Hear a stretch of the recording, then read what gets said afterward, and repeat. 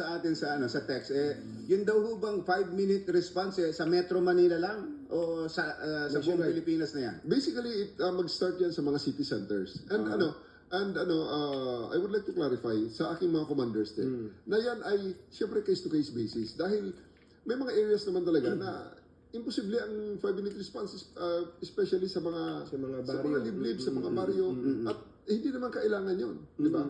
Hindi kailangan ng 5-minute response dahil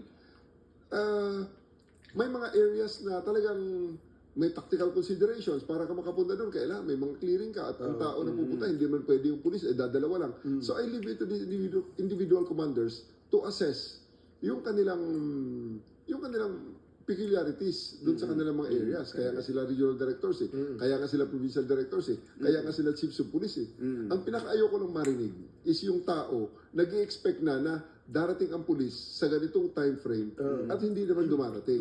No. So syempre, kung ikaw ay nasa bundok, wala naman siguro reasonable na mamamayan na magsasabi kailangan namin dito ang pulis sa loob ng 5 minuto.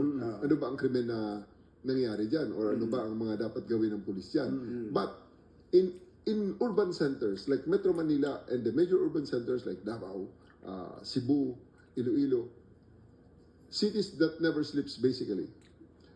Ang tao, pag humingi ng tulong sa pulis, may expectations yan. At kailangan i-fulfill natin expectations. Sir, na-hold up ang jeep namin dyan, sir.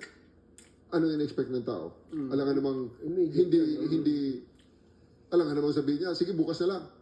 Sir, di ba? Dapat, pag kami nagsumbong na gano'n, halimbawa, may kapapangyari doon, ang reaksyon ng pulis dapat forthwith. Yes. Agad.